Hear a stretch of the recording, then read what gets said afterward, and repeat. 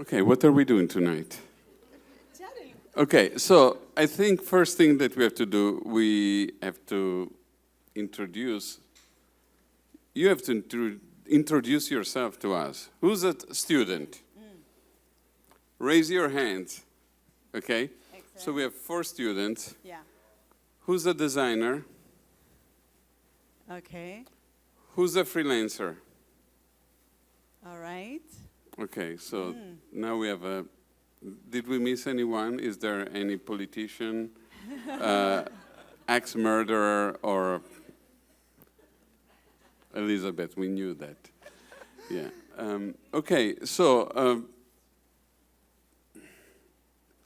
this is something interesting because, first of all, we are seated, which is something that usually I don't do it when we do presentations, so it's very, very strange.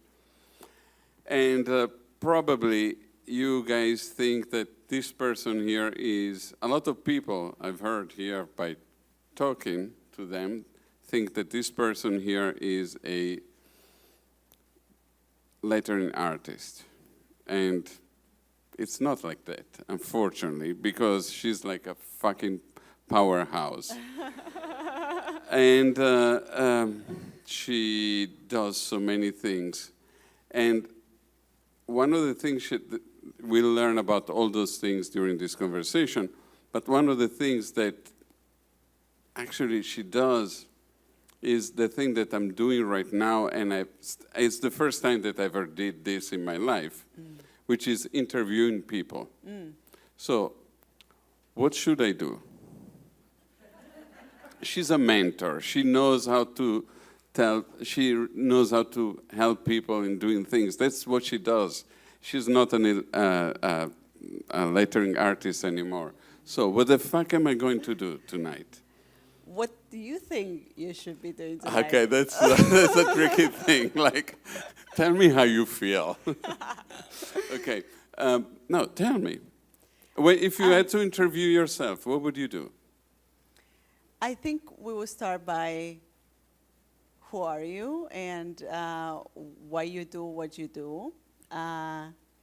And then we dive into the conversation because it's always between 2 people, you know? And that's why you're also here, Matteo, Yes. because we have met with Matteo for, 10 years. We have been on and off meeting at conferences and events, and we always have these conversations around like the work that we do, but also how we do it, how we promote it, how we get clients, and we thought, hey, today is like a special. It's the perfect time. It's to the do that. perfect time Yes. to do it in public. Matteo is in fact also a very knowledgeable person in terms of the business of creativity, so I think he's perfect for doing this. And you know exactly how to go about this. Maybe. Yeah, I just want to make clear to everyone that she makes things happen. I think about making happen. She has, I hate you so much. I mean, that's such envy. But let's talk about you. Okay. Yeah. Who are you? Where are you coming from? Where were you born? How old are you? What's your favorite ice cream? Okay. First, I want to say welcome, everybody. We're No, super fuck them. Who pumped. cares? We're super pumped to have you here, really, and thank you, Joe, for organizing this, for Blah, the blah, TDC blah, to blah, giving blah. us the opportunity to come together and chat about this. Also, the One Club for Creativity, who is also involved in this. So I want to welcome you all for coming over and meet. My name is Martina Flor. I'm a lettering artist, I'm an author, I'm an educator, I'm an entrepreneur as well. And I love talking about business and helping other creatives also build businesses around their creative skills. And I love both. I love the creative part. I love creating the work, the creative work, the lettering, whatever it is that you do. But also, I think that that's part of the equation of being successful with what you do. I think one side of it is doing great work, and the other side is letting other people know that you're doing that great work. And I think that's the part where many of us creatives like fall short because we feel we identify ourselves as introverts, or because we feel that we are being too salelessly. And my mission is to empower others to really talk about their work and of course create beautiful work. So. Yeah, it's very interesting because I know you since you were a artist, a designer, a type nerd, a lettering nerd, and then, I mean, your first book was fantastic. There were so many things that I still use and teach my students about. It's a book on lettering, the golden secrets of lettering, and yeah, it was really a great object where there's a lot of teaching about lettering, and it really arrived in a moment where there were not that many books about it, and it was great, and it is still great, especially because there's my foreword. Ah, yeah. Yeah. Ah, yeah, she forgot. She's like, no, not in the other. Okay. Anyway, and now there is this book, which it's actually pretty cool. I know it's not a book for designers because there's not that many images, okay? There's a lot of words, and very few images. And it's a really easy reading, which it's another beautiful thing about this book, because it's a narrative. It's because I know you, it was really interesting to see. It's a story of a woman who wants to become a professional lettering artist. And this it's the arc of this woman that goes from being a designer in a company and then doing some freelance work and then becoming Martina, practically, with a business, with people that helps her. It's like a business machine, a good business machine. And the beauty of the book, because I know Martina, is that it's very interesting because it's a, let's say that is autobiography. Okay. And there's two characters. There's the mentor, and there is this designer who's growing into becoming a professional.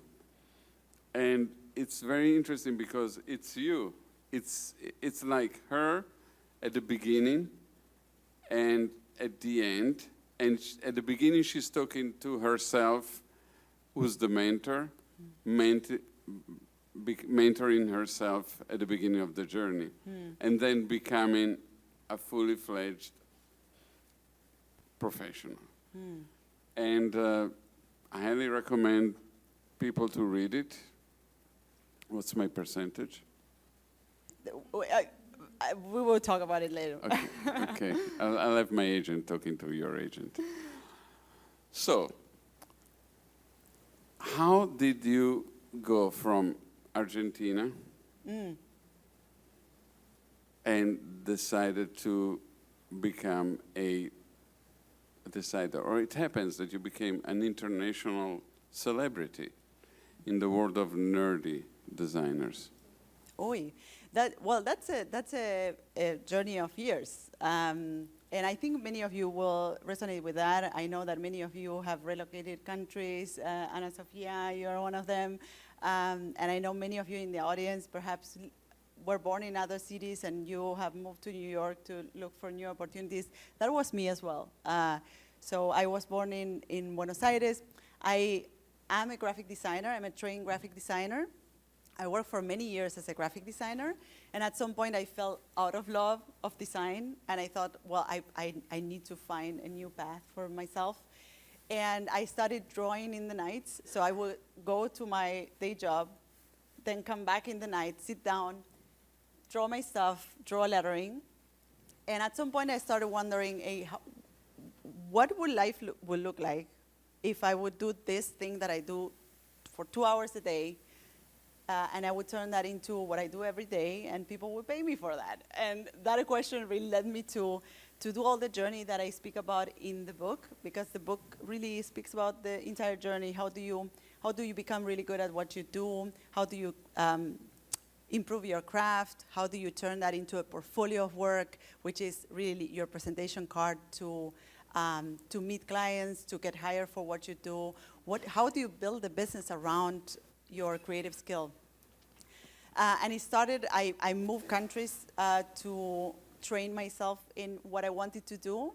And when I moved to Berlin, which is the place where I live now, I lived there for 15 years, was the moment I decided, okay, I'm gonna give this new career path for me a chance. And it's actually a great, we talked about this in the podcast once, because you also had a similar path. You relocated countries and you started a business in a foreign country, which sounds very counterintuitive, because together with building a business, you have to learn a new language, you have to find a new apartment, make friends, like all of this stuff that come on top. And at the same time, it presents a great opportunity for you to recreate yourself.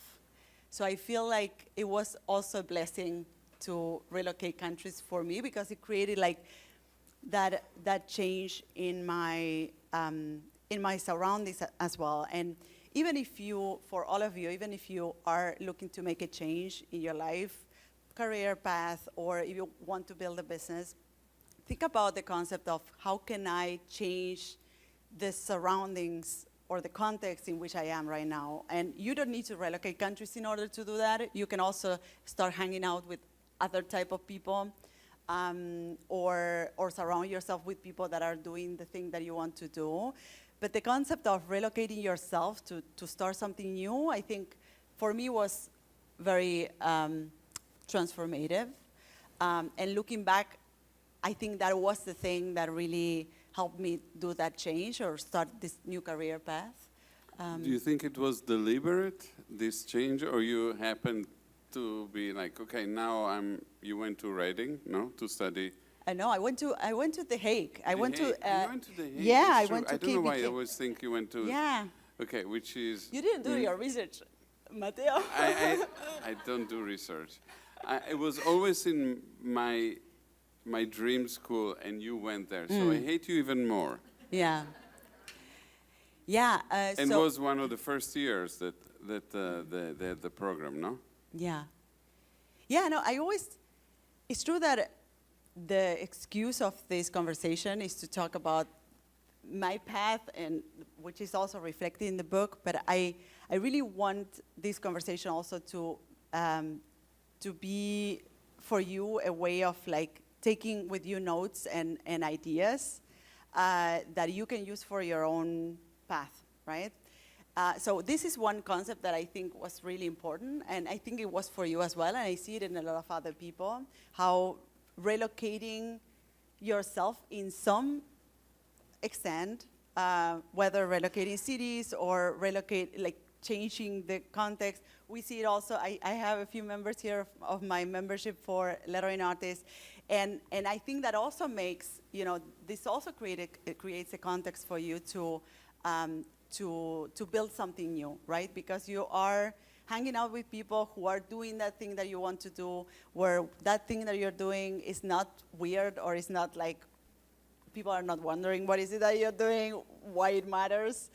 Everybody, is on the same boat. And I think that's also part of like creating that new context for yourself. So it could be relocating cities. Relocating environment.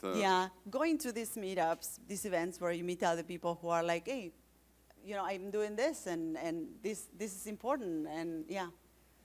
I mean, this happened to a lot of members of the TDC, so if you're a member, this is going to happen to you, apparently.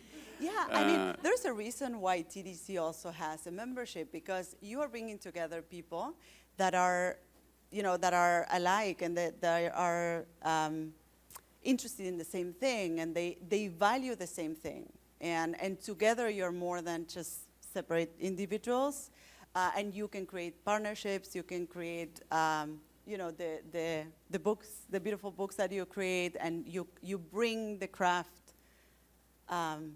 to the next level, but also you put it in front of other people. And okay, so let's go back to the history. Yeah.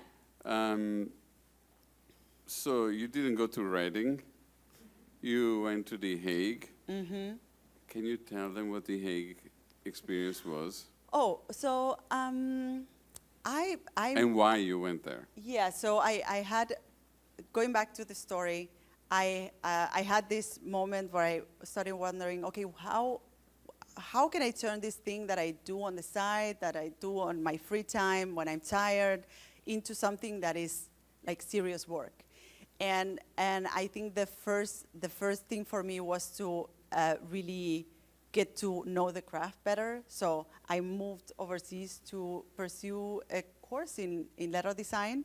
Back then there was no lettering courses at all. So that was the closest thing, which is like the I would say the back door into lettering. So it's like, for those type designers that are in the audience, it's like working with these grids of letter forms, all black and white. And that was, for me, the medium to get very good at what I was doing and to understand the craft, and was also a great realization of like, okay, this is the perfect combination between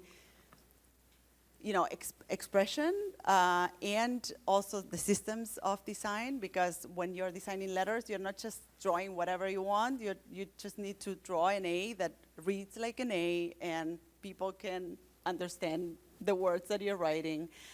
So there's some limitations, or there's some boundaries to what you're doing. And that experience really allowed me to start building a little portfolio. I had a few logotypes, a few things that I had done, and that led into starting to build a real portfolio as a professional, yeah.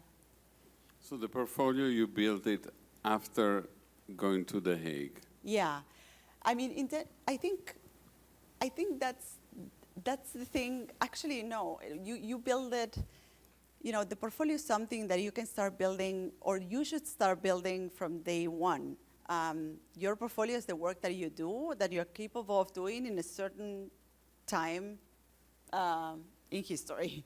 And your portfolio now will be different from your portfolio in 10 years. Perhaps it will contain some of the work that you do now, but it will evolve, right? But you can start building your portfolio from day one. I think that's also something you can take away with you. I think oftentimes we think, I have to get really good at what I do, and then I will start building the portfolio, but it's rather the opposite. It's like, how can I use the portfolio building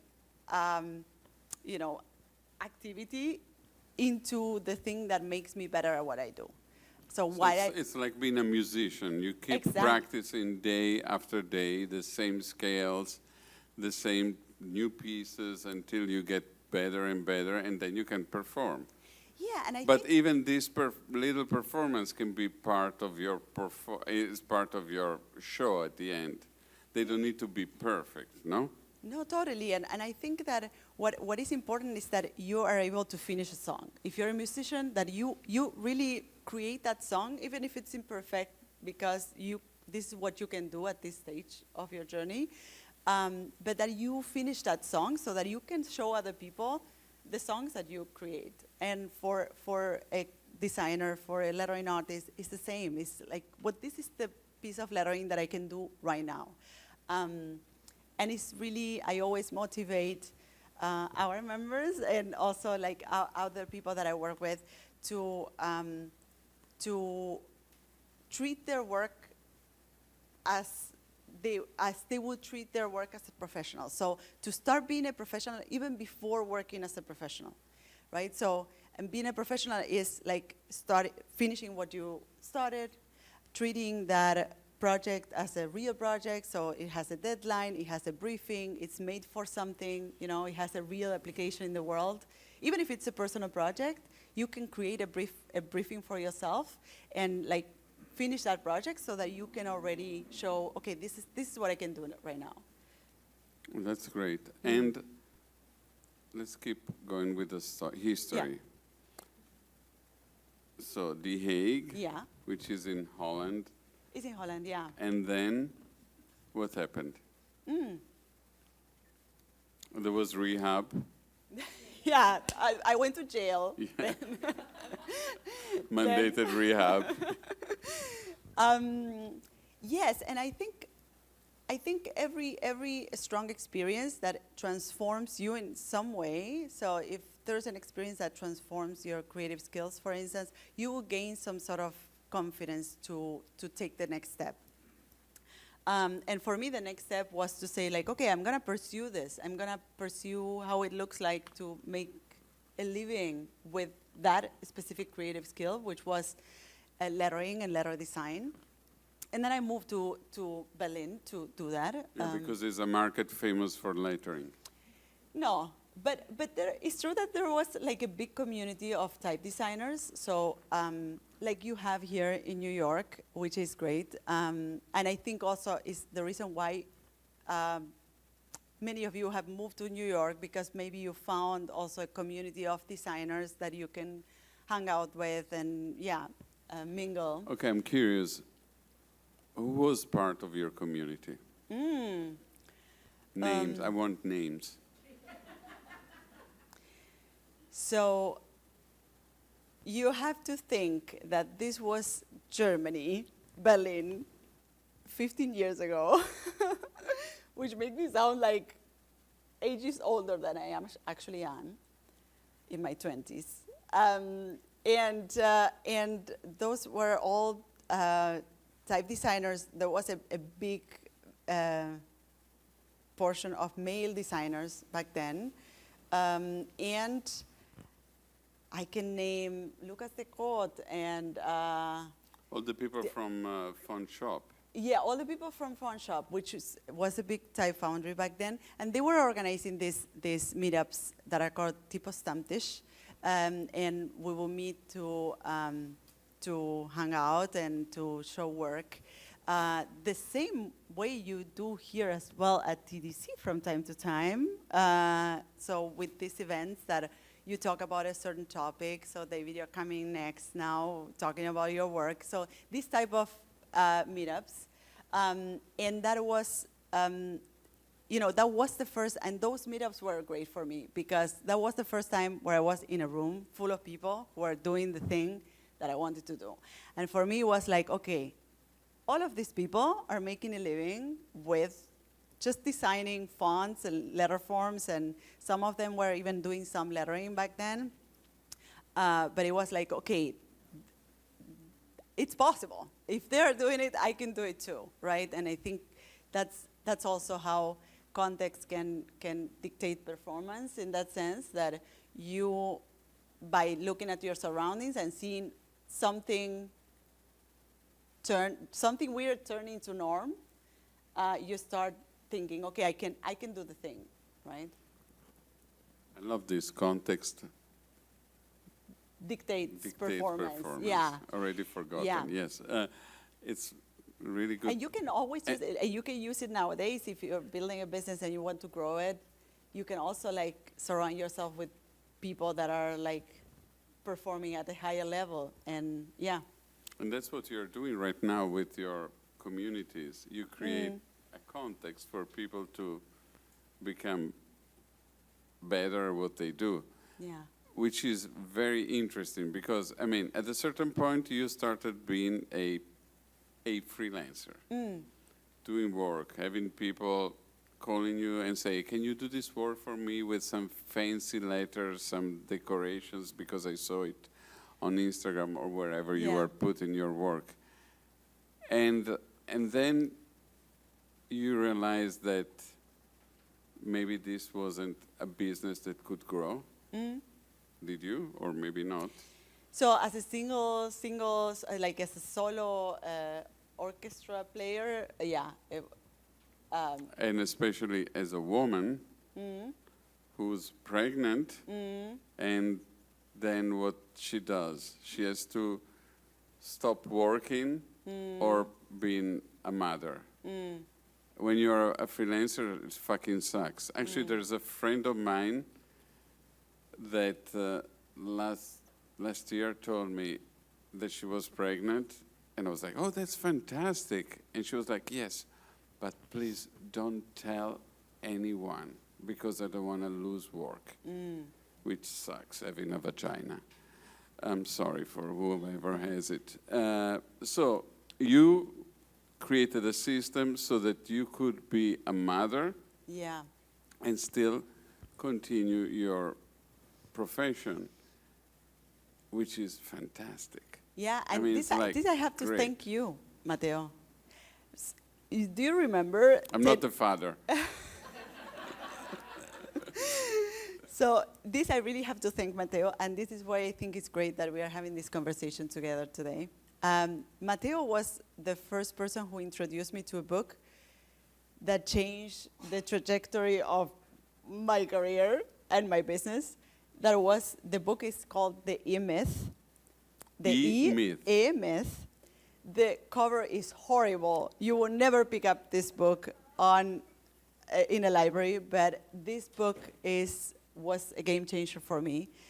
This book speaks about how, so the E stands for entrepreneur, and it speaks about how entrepreneurs fall, like solopreneurs fall into this trap of turning that thing that they love doing into their business and then doing the entire business themselves. So they do the creative work, they do the administrative work, Accounting, yes. they take out the trash, they clean the desk, they do everything.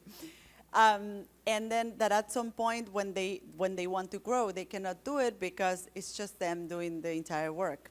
And the book is great because it introduces the idea of systems. So it brings the concept or the systems of a franchise like McDonald's or Starbucks into any other business, also a creative business.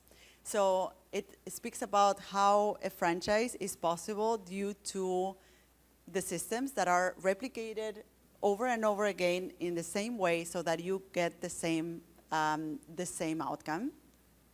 And it invites the reader to think about how can you apply it in your own work. So how can I, as a creative, have the systems in place so that I can create the same outcome consistently for my customers, right? And for this, you need to have systems. You need to have systems to create the work. You need to have systems to guide the experience of your clients through the business. You need to have systems to invoice, for everything. And when I read this book, I started creating these systems for myself. So I started doing lists, and this is something you can also do. I'm doing lists of how I was doing a certain thing. So how I was delivering the work for a client, how I was communicating with the client, and I was saving the templates of the communication. So that every time I had to deal with a new project, I could reuse the same stuff. And that was great for me because it accelerated my process. So I became much more efficient. So the things that I was doing in 4 hours, I was doing in 2 because I didn't have to reinvent the wheel every time. And it also allowed me to say, like, hey, I have this system. Now, which part of this system can be done by someone else without affecting the outcome, which is the biggest challenge that we have as creatives. Like, how can I give up some of the work that I do and still keep the same level of authorship and like personality and like uniqueness, right? Because you feel like if I don't do the work, it won't look like mine. And it was like the first step to realize like, well, maybe this part of the process I don't need to do. Like scanning the sketches, someone else can do, or digitizing the letters, someone else can do. And that was so freeing for me because I could then use that time, like delegate that and use that time to do other things that were more, like bringing more leverage to my business, like doing client outreach or being at talks like this one or at conferences talking about the work. So I have to thank you for that. You're very welcome. for- Can I get a percentage of your business? So, this is really, makes me really upset because, of course, I gave her the book and I never put any of that in practice. You really were able to, you're still able to think about the 80-20 rule, where you're really good at seeing where your abilities are and use it for getting the maximum profit from what you're doing. And so you had to make certain, probably drastic decisions of doing things that, not doing things that maybe you like to do. And so you became from a maker to art director, a creative director. How was the process? Was it difficult? So just to clarify, the 80-20 rule is this Pareto principle, which says that 80% of the results normally come from 20% of the input. So probably from all of the things that you are doing in your work, in your life, in everything, you can apply it to everything. I love this principle because it allows you to simplify. From all of the things that you're doing, probably there's 20% that is bringing you 80% of the results. 20% of the work that you do that is bringing you 80% of your income. And I think it's such a simple concept that you can just look at your business and say, hey, what of the things that I'm doing are bringing more income? In a business, you need to create income. That's why you have a business, to make money. And then I started doing this. Basically, thanks to the fact that I had the systems, I could say, okay, from all of the things that I'm doing, what are the things that I was bringing more leverage on? And then what is that 80%, that rest of the work that could be done by someone else? And I think that, when I think back to 10 years ago, where I was doing all of the work, all of the creative work, and I think of me today where I'm like managing a team and running the business and being at these places. Like I'm actually basically the performer of the business in terms of, being at conferences and talking on podcasts and being on video most of the time. I think that you kind of grow into it. It's not something that happens from one day to another, that you say like, okay, now I'm gonna stop doing this, or I'm gonna stop moving every Vestiaire curve of this drawing, and I'm gonna move on to being on podcast. But it's something that you really train yourself onto the next level. So just to give you an example, 5 years ago, I started a podcast. I'm not a podcaster.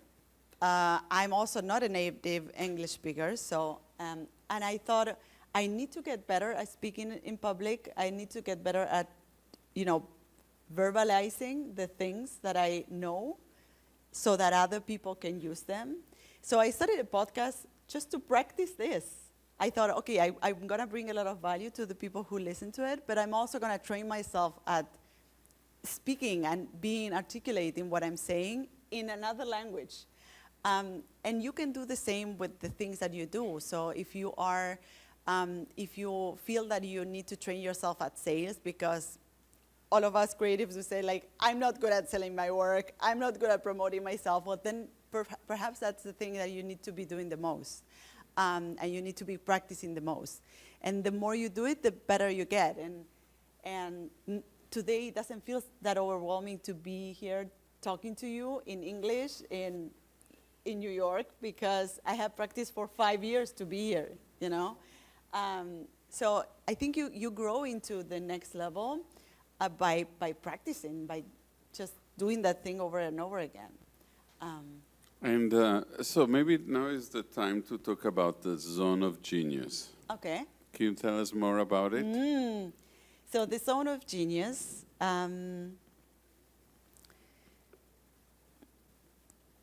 She doesn't know.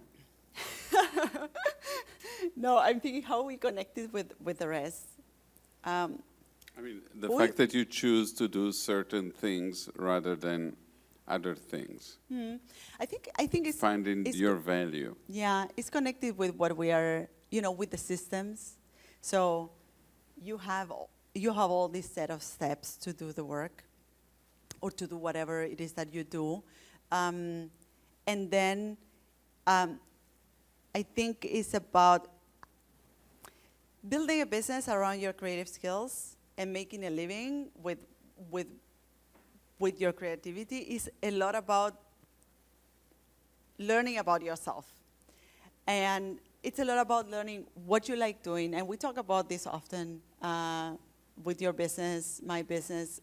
What are the things that I enjoy doing? What are the things that I'm also, because I enjoy doing them, I'm really good at them? What is my genius zone? What are the zones where I'm really the best at, right? And that I also bring the most leverage into what I'm doing. So the genius zone is that thing that really comes natural to you, that really that you're really good at. And if you can dedicate most of your time to that genius zone and delegate the rest, or find ways to have other people doing that work for you, then you can live more in your genius zone, which is better for you because you're doing the thing that you're great at doing, and it's better for whatever it is that you're doing. And this really applies to a lot of things. Like for me, it started with cleaning. That's the first thing I ever delegated. It's like having someone to clean my apartment so that I can do anything else that has more leverage in my life and business. It's a great idea. So cleaning. Beating your children. You can have someone else doing it for you, so you're like legally okay, no? Yeah, it wasn't me. It wasn't me. So yes, and these small stuff are the things that also train you to then later on pass on certain chunk of work to an employee or a team member, right? Again, like having a team of 5 people nowadays was a process of like training myself to give up work that I was doing myself. So everything is like this learning process that you grow into, no? Yeah, and speaking about your teams, there's something that actually for me was, I don't know, I was reading a book, I was like, yeah, okay, I know this, Yeah. because, we have the same kind of like path, growth path. But then you are saying something that I found very, very interesting. Like in hiring people, you say that you don't need to have like the best person, but you need to have someone who is in sync with you, with your thinking. It doesn't need to be like the best professional. It's someone that really can grow. And this, to me, it's actually very, it's something that really speaks about who you are. Because for you, it's also being like a mentor. It's not just having someone to help you, but you also help them to grow for, of course, your interests, to free yourself from doing certain things. But like now you have a collaborator that has been with you forever, and it was an intern. Yeah. And now is like her main person in the design part of the business. Yeah. I'm talking about Elias, Rick, you know who I'm talking about. So I'm trying to think how this applies also for everybody who is not necessarily building a business, but also working within a team. This is my approach to building a team. And I know that And I know that in other types of businesses, people will say, hire an expert that knows exactly what they are doing.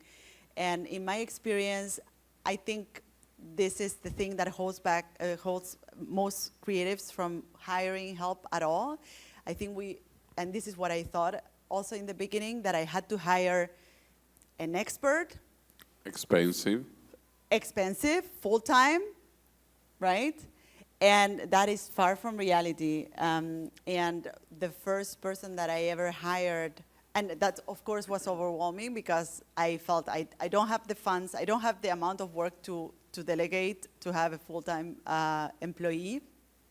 And then when I started having these first experiences of delegating the cleaning, for instance, where there was someone coming to do the cleaning just 4 hours a week, I thought like, hey, why not having someone doing some of the tasks in the business for 4 hours a week? And I asked my babysitter at that time if she could come. That was my first hire in the business. I saw in her qualities that were appropriate for the task that I was going to give to her, which is administrative work and bookkeeping. So that was work that I was doing myself. And then I saw in her organization skills, I saw good attitude. Yeah, I saw the attitude, I would say like the essence of the person. Exactly. And she worked for me for 4 years doing that work. She learned the job because I gave her the systems that I was following myself. And she had the proper attitude. So oftentimes it's about finding the right person who is willing to take on that system that you give on to them. Yeah, and from the book, actually, it's something that I'm starting to practice. The idea that, I mean, you're hiring someone who was a babysitter to do some administrative stuff. Mm. And you're like, how is it possible? Mm. Why would I risk something like that? But then you think that you didn't know how to do lettering, and then you became a lettering artist. So by giving the opportunity of to this person, and if they like the idea of doing it also, this is another important thing. Yeah. You give them the possibility to grow, and you need to be there just to help them to become who you want them to be in your organization. So it's, again, this talks about your ability to be a mentor. Mm. And I see that is really innate with you.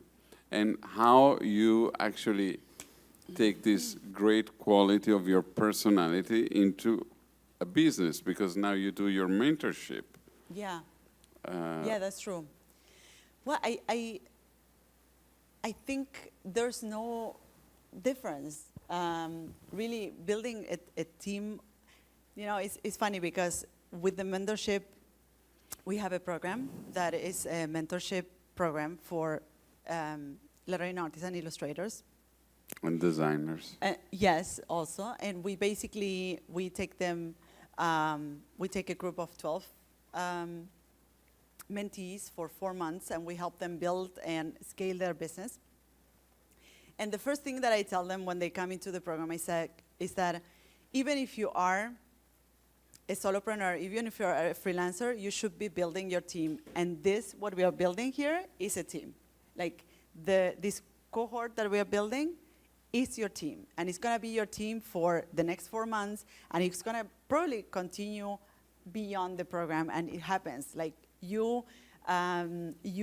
Alana, who showed me a picture today of one of your meetups? You were in the mentorship program in the Big Leap. And you continue to meet with the members beyond the program. So you're creating this team of people that you work with and that you trust. And the same happens with a team within a business. So you have to mentor them to become the best version of themselves in what they are doing. And the same happens within the mentorship. We are also helping them become the best version of themselves in their businesses. How can you tell us exactly how this mentorship works Oh, yeah. and how it came up, the idea of doing this? I'm sure it was organic, like all your growth, but how did it? How did you make the decision to make this happen? I think, and this is also something that you can take for yourself. For me, it's really important that any story that I tell you here is not about me specifically, but that you can project it into whatever it is that you're doing. But whatever product you're creating, it starts with a prototype. So this product that nowadays is the mentorship, which is a product that we sell, that we charge for. And of course, it has a mission, and it's great. It helps creatives build their businesses, but at the same time, it's a product that creates profit. And whatever product you create, you start with a prototype. And a prototype is an imperfect, small version of that thing you want to do. You may want to create that incredible online shop with this huge collection of items, but you start with one thing. You start with one print. You start with one calendar. You start with one postcard. And then you see how that lands in people. You show it to friends. You try to sell it in a market. And then that once you find that validation, once you find people who wants to buy it from you, I always say, like, you need to be successful in what you do, you need to find the overlap between that thing you love doing and what people demand from you. So what people is willing to pay for. And this is how you find the demand, by creating that prototype that doesn't cost you much, just a little bit of work, maybe a little bit of money, but then you just put it out there, you see how it lands, and then you go on to the next step. If that worked, then okay, let's do a second print run with three different versions of it, right? And this is how it grows. It's not something that you just suddenly build and it works. The same happened with the mentorship. It started with one-on-one sessions through a mentorship that I did for Adobe, for one of their creative residents. And I was just giving advice, guiding them, and I thought, like, well, this seems to work. It seems to help them. And then I adjusted a few things, and then I started doing that on my program, so in my workshops. So at the end of the workshop, I would do like a mini mentoring session, like the one we're gonna do now after. I was doing a mini mentoring session, just taking questions and helping them, find answers. And then that experience turned into a book. And then that experience turned into a course. And then that course turned into a mentorship. So it was really through the span of 10 years that it's now what it is, which is like, this compact mentorship program that is really transformative. Which is not anymore Martina Flor, a lettering artist. It's more than that. It's a completely really, different. It's really also source of income. Yes. Yeah, for sure. But I think this is something you can apply to anything you want to do. To start with something small, and then scale it as you go. It happened to me, for instance, something that didn't work out the way I hoped. When I started the line of products, so the pins that I brought, the one that I'm wearing here, I remember that I wanted to create a line of products, so I did. And I designed the line of products with the product manager that I had at that time in the studio. And we did it completely in the shadows. So we created whatever we wanted to create. We had a full collection of stuff. We produced the entire inventory. We created the online shop with the entire line of products, and we launched all together. It was a big investment, a big amount of work. And of course, more than half of the products didn't work out. And we learned that, we could have started by just putting out there a few products, seeing what works, and then scaling from that. Or even using, nowadays, you can use these print-on-demand shops. So you can create the product. You don't even need to produce it, invest any money, just time.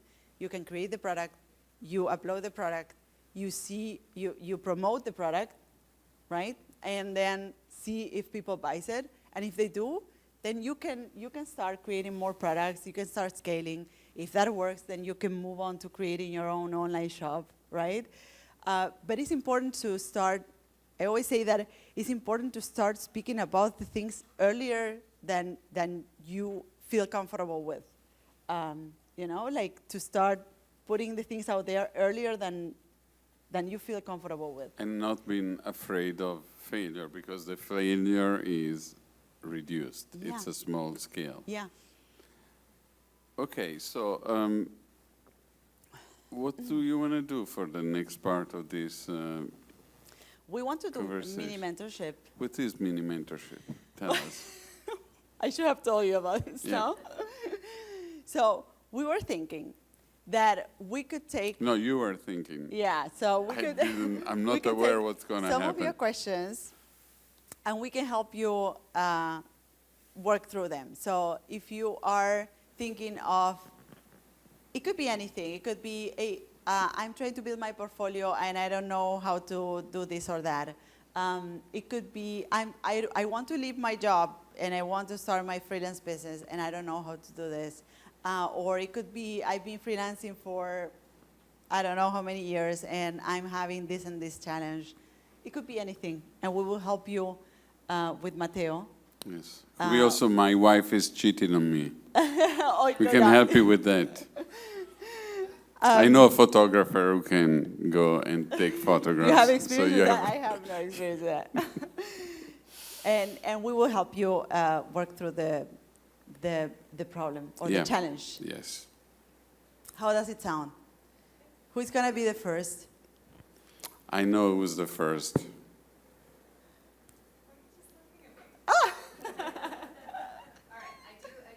We have a microphone. I love a microphone. Can you sing us a song? No. So I've been a graphic designer for like 25 years. And I have almost always worked for other people. And I've been a freelancer this year just since like the beginning of the year. Again, after being in a studio for 5 years and lots of places. I've been all over the place. And I'm at this weird spot now where I'm not sure how to grow this. This has been really inspiring, so thank you. Like hearing it, it's like I know it's possible. People do it all the time, but you're so much harder on yourself than you are, and everybody else's life looks like so much easier than your own. And I guess I wonder, it's one thing to kind of take advice when you're young and you kind of have like nothing to lose, and when you're older and you have experience and you know kind of a lot more of what you don't want to do. This is a rambling question. I guess because this is how this feels in my head. It feels kind of like a soup of what to do and how to do it.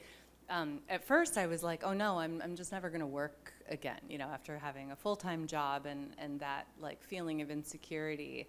But actually what I've found is like I am working so much that I'm exhausted all the time.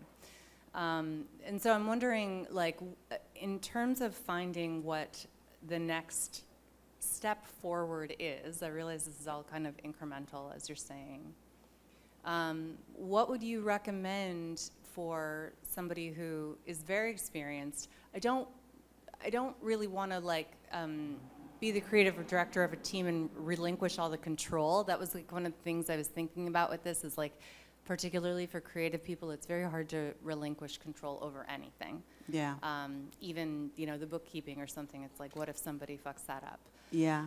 And I guess I would love some advice on how to identify the things that you could relinquish some control over, and what that might look like. So what I hear is, first, that you have worked series of jobs. Now you're back to freelancing. So you were on and off freelancing. Now you're back to freelancing, and you're feeling also very overwhelmed because you're working a lot,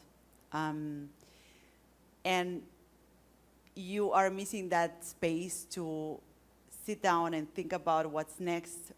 How can I leverage certain parts of the business, right?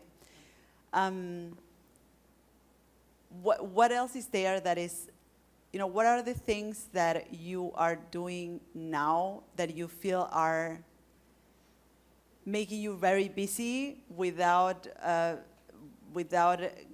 driving joy out of?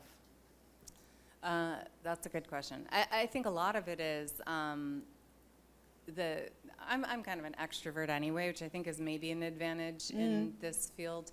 But I do feel a little exhausted by the kind of looking for the work all the time and finding the work, and then I've got all of that, and I've had good lunches, or I've had good phone calls, or good Zooms or something, and then by the end of the day, I'm like too tired to do the work, or I will stall doing the work and just do things like bookkeeping or cleaning or whatever. Yeah.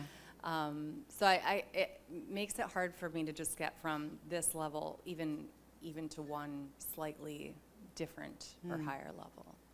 And you say that you are very extrovert, so for you it comes natural to talk to people. Yeah. You also have a lot of experience. You have worked for a lot of people, so you have a big network of people that you can reach out to to get work. So is this a part of the work that you would enjoy doing if you will have to do more of that rather than the creative work at this stage? Yeah. I think I would rather be like client-facing. I love doing presentations. I love all of that. Probably more than, I get a little more scared with like directing other people. That part I don't know, I get really tripped up in my head about that part. So the idea of hiring somebody to do any aspect of it really scares me. I get really scared about being responsible for the livelihood of somebody else, particularly in like New York City. I don't want anyone to struggle, and I certainly don't want it to be like my fault if things fall through or whatever. I think it's super interesting because I know a little bit of like what you have done in the past, like also the roles that you have had, and I think you were doing a little bit of that in your in-house roles. As you were, when you were an employee, you were managing other members of the team. Yeah. However, now as a solopreneur running your own business, you seem to have resistance to do that. So you have the know-how to do that, to manage other people, to tell them, to art direct them, to tell them what to do and have the outcome that you are envisioning. And I think the resistance also has to do with what we were talking about before, which has to do with, okay, if I hire help, I have to hire them full-time, be responsible for their livelihood. And you're missing the part that you have experience at, which is also you were working for other businesses as a freelancer in the past, and you were not working full-time. They were not responsible for your livelihood. So you could do the same for your business. Yeah. Find people that could help you with certain projects that you can hire project-based and that you trust, that you also build a relationship with, that they understand your way of working, and that you can reach out to when you have a project, because you are out there looking for more projects, talking to people, doing presentations, doing that thing that you're really good at right now. And when the projects come in, you don't feel overwhelmed to, on top of doing all that, doing the creative work. You have other people who can give you a hand with that. Yeah. But it's just interesting, I think, for you to see that you were doing that already. Yeah. You were doing that for other people. And when the business is yours, when it's your own project, one becomes really protective of the result. Yeah. And therefore, the result suffers. You know what I mean?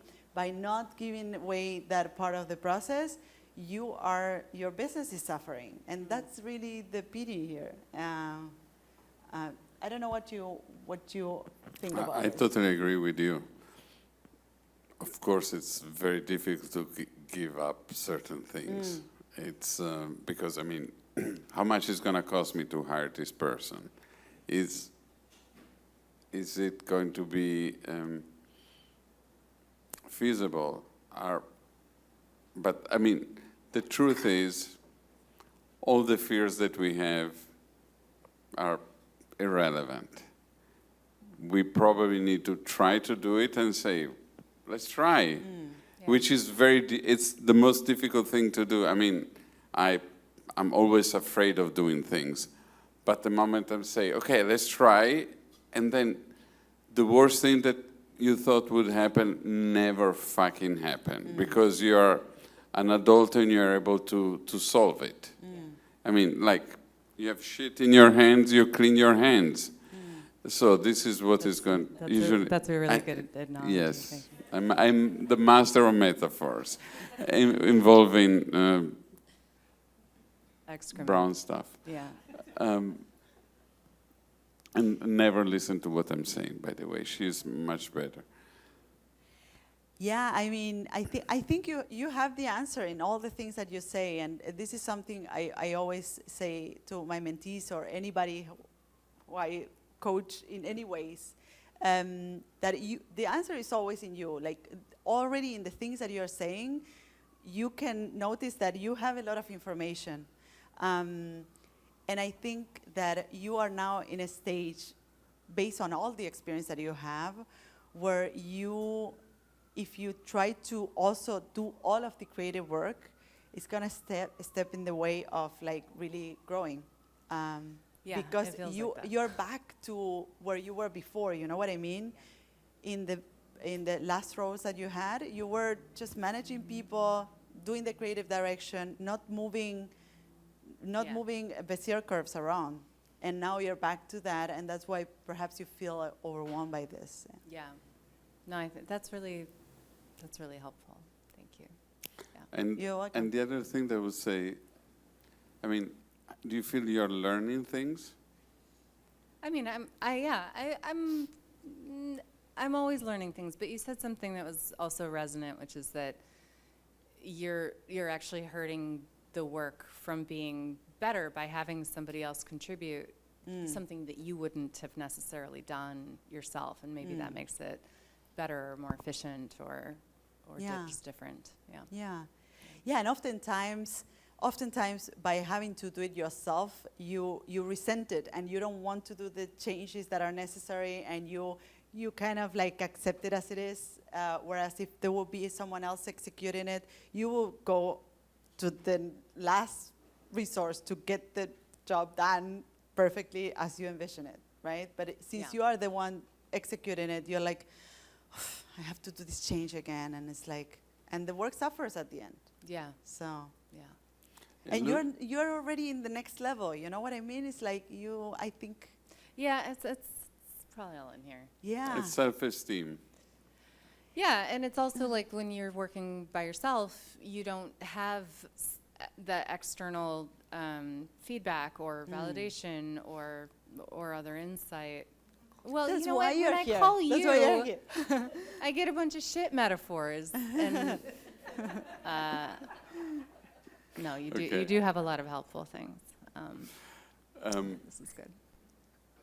Okay, I think I'm giving this to somebody Joe else. standing up there is because we have to close. How does it work?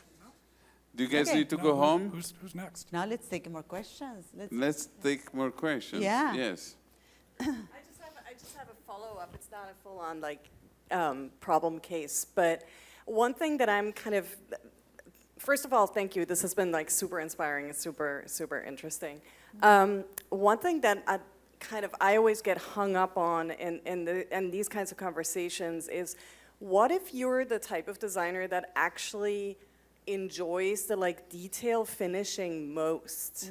Because it's like, I feel like a lot of the time the assumption is that like the conceptual big picture work is kind of like the sexy part and the important part and the part that requires like the most expert person in the room. And then you hand off the actual execution to somebody else. Personally, I'm like the person who loves to fine tune the vectors and loves to like make sure that the kerning really is such that my cat can walk on the keyboard and it still looks good. And I feel like sometimes I feel like that's holding me back because I don't want to be the person that hands it off to somebody else and then the kerning is not quite as I want it, but then we're out of time or whatever. But then I kind of fail to see like what would be other parts that you know that would feel better to let go, or do I just need to like get over it? I don't know. I love this question, and I think it goes back to what I was mentioning before, which has to do with the fact that to build a business or to build a creative career, you need to learn a lot about yourself.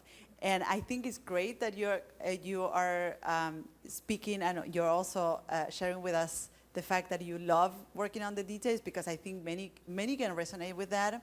And understanding that gives you a lot of information in terms of, okay, what is then the creative work or the part of the work, all of the work that I do, that I'm willing to relinquish in order to do more of that detail work that I love doing, right? So in your case will be, what is the part of the work that I need to give up so that I can do more of that work that I'm you know, my genius zone, where I'm really good at? Getting clients, doing presentations, talking to people, and what is the work that I need to give up in order to, you know, stay until 2 a.m. in the morning moving vectors around, because this is what I love doing. So in your case, perhaps your business will have another shape, and you will have to find someone who does what you do, which is going out there, looking for people, talking to clients, right? And you can create that partnership, right? And perhaps you will be the perfect person, which you will be delegating the details and the creative work to. You know what I mean? Look at this. Okay, let's start thinking about the name of this new company.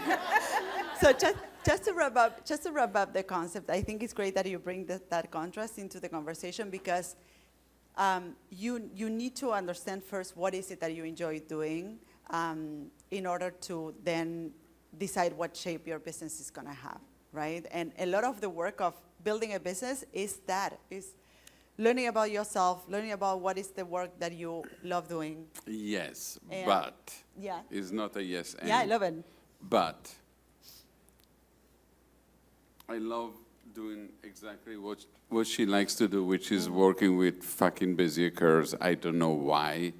It's like, I actually know why, because it makes me procrastinate from other things that are, no, serious. I procrastinate from doing the things that are, I don't know how to do, that feel difficult. So, I mean, fixing a fucking curve. I mean, everyone can do that. I mean, a lot of good people. There's a lot of good people that could do it. And maybe it's a way, I don't know, I'm talking personally, for me to avoid doing other things. So I think there's, when you talk about being, you know, knowing yourself, this is really what we are doing sometimes. We think we are keeping ourselves busy rather than really exploring the difficult things, the fears that we have, and facing them. Like, I don't know, calling a fucking client that you are afraid of calling. I'm talking, it's all personal, as you can tell. You know, being afraid of calling a client because they're going to scream at you, because you think they're going to scream at you for no reason. But there's always this fear of something.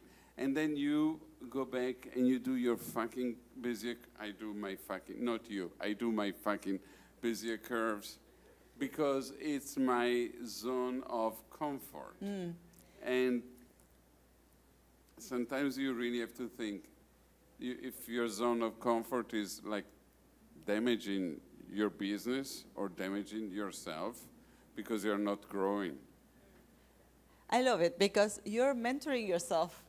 And I think that that is the same thing that we were discussing, which is like you have realized that this is your way of procrastinating, which doesn't necessarily need to be Nina's, I think Nina loves doing that work. It's a way. Okay, good. That's your I mean, interpretation. she's also using But I the think- wrong software to design fonts. So, Outside. what did you say? We can take that outside. Okay. So I think it's a lot about understanding what are the things that you enjoy doing, Yeah. why you do them. In your case, perhaps it's a way of avoiding doing other things that have more leverage or that you're afraid of doing. But also is the goal. What is your goal? Is to go and get, it's a financial goal. If your financial goal is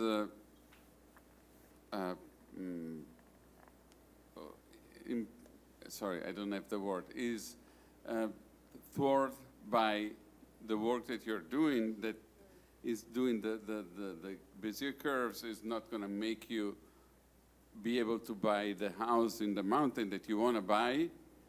So then you have to figure out a way to have someone else doing that, and you make the calls to the new client, and then you grow the business. But if you just like doing that and you don't have this aspiration, there's absolutely nothing wrong with that. It's good that you bring it up, because I think that that is actually the first question, like what is the life that I want to have?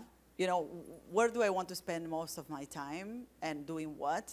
And then how do you build something around it that enables that, right? So what is the goal, what is the life goal that I want to build? And then how do I, create the perfect settings to have that life and to do that work, right?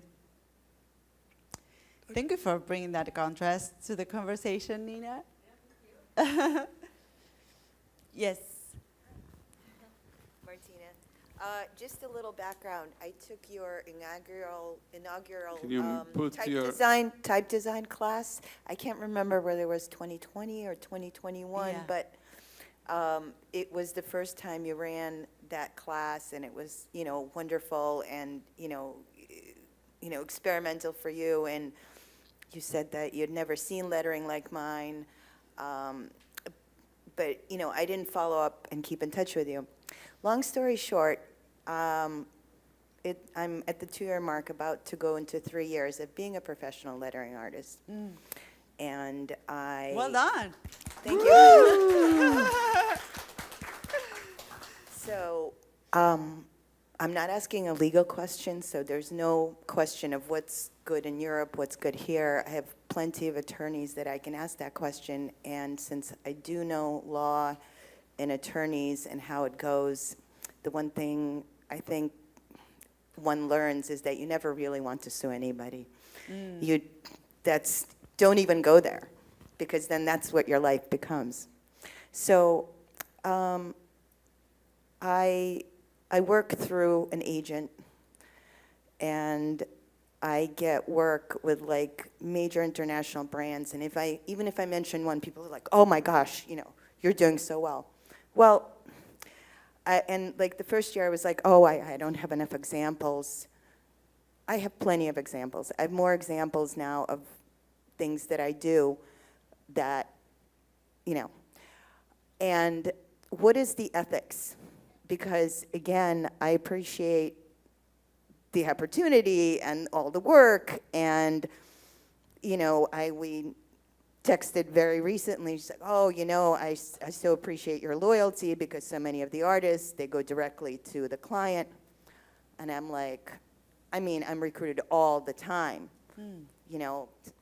Regional managers, it's like, oh, here's my card, but I know what lies at the end of that. She never fires anyone, they just don't get gigs. And it's freelance. So what is the ethics? Someone has worked for you, they no longer work for you, or they want to keep working for you as a freelancer. And I don't mind, I guess, putting her number and email up there, but I have no idea whether that email, whether those jobs are going to go to me or they're just going to be distributed to other artists as well. Because it's a number available to everyone in the email. Should I ask for the special email, which I can? But also, how would you feel about someone who has worked with you putting the brands up there and saying, I work with these brands? Because really, they're her clients. And because I'm like a little bit older and wiser and I've been around the block, I understood that right off. You know, but now just people, you know, I run it as a story on my Instagram, but so like people that I know, they're like, oh, yeah, great. If you look at the people that I'm with, you know, you can pretty much figure out what I do, but I just, you know, that's my fear, even though, I mean, so I'm asking you a very specific question. How would you feel and what would you consider appropriate in this situation, and what would you like?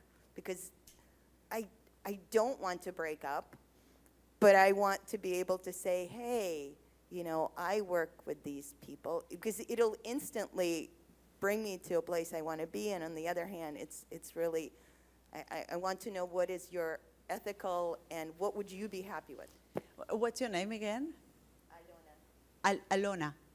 Alona, I'm trying to understand exactly like the question, but also the situation. So you're working with an agent, Yes. correct? And they are not acknowledging the work that you do. It's not an agent that's like an agent. They're like, here's all my artists. No, it's her company. And All right. she just sends us to the client, and I am like servicing her clients. She didn't say I can't do that. I'm just So you're doing work for her. live work. So Her- each job, you know, I go in there, I do it, I'm done. Yeah. And whatever examples I have are from those things, and I've been doing it for 2 years so much that I'm like, I And you don't get- need and any you- more portfolio pieces, you know. Obviously, I'm getting them every time, but I just want to know, how would you want the person that worked for you to present themselves so that you feel acknowledged and, you know, given credit to, and at the same time still want to work with this person. But whose clients are these? You see what I mean? I don't know. Yeah. But I work for an agency and we have big clients, right? When I post my work, I say, work for Pepsi created at Tracy One. That's giving my agency the credit because I created it with them. I'm not at the agency, I'm at the site. So, yes, obviously, if I mention it on Instagram, you know, I need to put the name there. I don't want to get into the details because Okay. there's much more to it. That's why I- I'm putting the positive end on it, and I'm like, what would you like to happen if these were your clients and this is one of your regular freelancers that you really depend on? What would you expect them to put on their own? I use a lot of freelancers, and even former employees. I'm totally fine that they put the work in their portfolio. They use the photograph that or the 3D mock-ups that I paid to have in our portfolio, and they can use them. The only thing, I think it's courtesy. Just say that you did it at Muka Design. Don't say you did it at Muka, but you did it, and it's totally fine.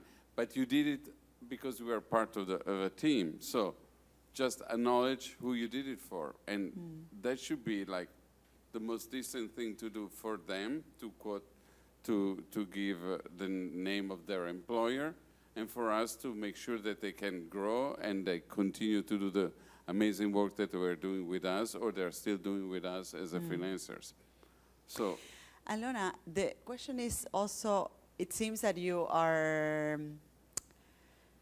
bothered by a certain situation with this agency that you're working with.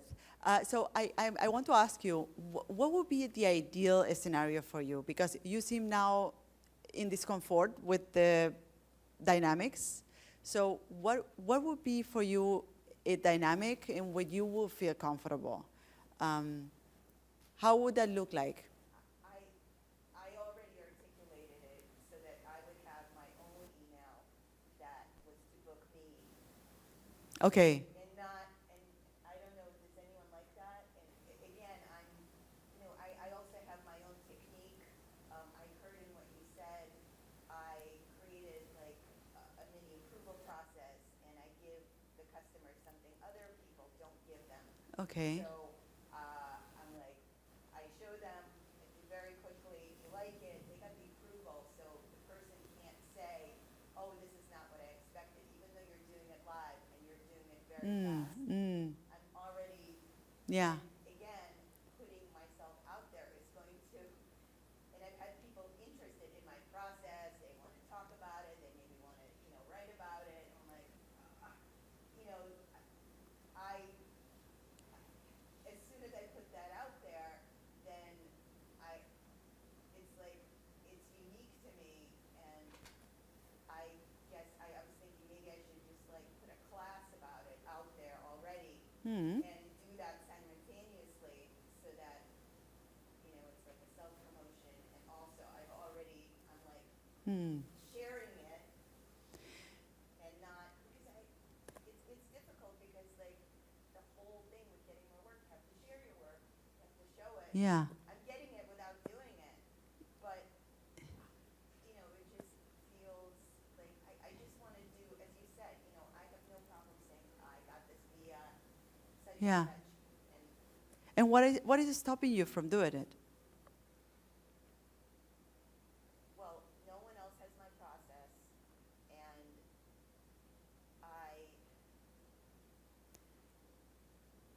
I also don't like her website. I don't think it's going to, it's like, Yeah. it's like she has all of these like amazing clients, but it's almost like the agent would benefit more from me sticking my head out there than, but I'm very grateful for the work and the brands and the, you know, it's. Yeah. Am I- Yeah. I don't want to get like, I'm very positive about it in the sense that, again, I'm very grateful, very happy to be doing it, love the work. I'm good at it. She even said so, you know, and I'm good at it, not just because it's not just about the work, it's about your personality. It's about how, you know, the account executives and the customers, they really like it because I genuinely am interested in them for that little bit of time. So, Yeah. I don't know. Yeah. So, And I It's- see how she grew her business. Yeah. I really appreciate all of those lessons. And I appreciate the fact that she's trying to run a business. And in that sense, I understand why she has to do what she has to do. yeah. It just, you know, Yeah. so And what is stopping you? What is stopping you from doing that? Like from like promoting your work and getting your own clients? It seems that it's benefit. Yeah, I mean, I don't know if you're overthinking it. It seems that you feel that you're overthinking it because you're saying it. But I'm thinking you are getting jobs from this agency that you're happy to do. At the same time, you feel like, it seems that you feel like you have a certain uniqueness that is not appreciated. You have a unique process that is not appreciated, that is not, yeah, it's not even known. So what is stopping you from making it known? Because you have the power to make that process known. You can do it through a lot of different methods. You can do it by putting an online class out there, sharing your process with other people and building your authority in that specific process through that. You can write a book about that process and build your authority in that process by writing a book. You can do. enough for You can write blog posts. You can start a blog. You can start a newsletter about that process and send newsletters out. There's a lot of things that you could do that no one is really stopping you from doing. So I think it's a matter of deciding whether you want to do that work, because that's also work. Right now, of course, it's perhaps comfortable to get the work from this agency because they have their client base, and building your own client base will require work, but it's doable. The agency has done it, you have done it, many freelancers here have done it, I've done it, and it's doable. You have to start building it, right? But no one is stopping you from doing it, actually. No, that's true. Yeah. Very true. People are wondering on. But it's great that you bring it up, because oftentimes it's like, it's us that are not, taking that step and Yeah, making that sometimes we use decision. that- And we complain of what we have when we could actually build something new or something that we want to build. And no one is really stopping us from doing it. The same way that the agency built their own client base and their own business, you could do the same with you and your unique process. And you have a few ways forward after what we discussed here. Yeah. Yeah. I hope that helps, Adana. We are going to have to wrap up here pretty soon, so this is going to be the last question, I think. Okay, cool. This question can be 1 second, 2 minutes. Speaking of fear, you talked a lot about fear. I think we just landed on that. What is stopping us? What's stopping us? And I think is the fear of something, of some story and some narrative that is in your head many times. I would love you to speak about that. How do you overcame, and Matteo as well, can be a miniature. And what is your narrative, Ana Sofia? That's great. My narrative is that I have to do everything perfect. So if I'm a mom, or I have to have everything on my hands, or if I have like my house have to be, the Yeah. best. And my other narrative is I have infinite energy and resource, and will never get tired or anything. And Yeah. of course, it's not like that. So it's a narrative of thinking I have more time or more capacity that I actually have. Yeah. But at the same time, everything has to be up to this level. How will my work gain that? So my work ends for the last. After I have everything around me and control me and other people, then, okay, now at the end of the day, with this time, I That's go to super look my interesting. yeah. What are some And I of- think it's very common in women, yeah. in a way, right? For me, at least I call talk. Yeah. Like, what are some of the consequences of those narratives, like in practical ways? Like, for instance, this narrative of it has to be perfect. What does it manifest in? I think the consequence is that you're very tough on yourself, and you are not prioritizing what's really important. You're putting yourself, kind of prioritizing approval instead of your internal approval and well-being and things like that. Okay, I have an answer. Yeah. Stop being responsible for other people's feelings. I mean, it's their fucking problem. I think that can help you to be yourself without having fear of doing things. And then it's going to be an amazing challenge to do. But once you get there, you're like, you don't have to fix everything. It's just going to make your life more miserable.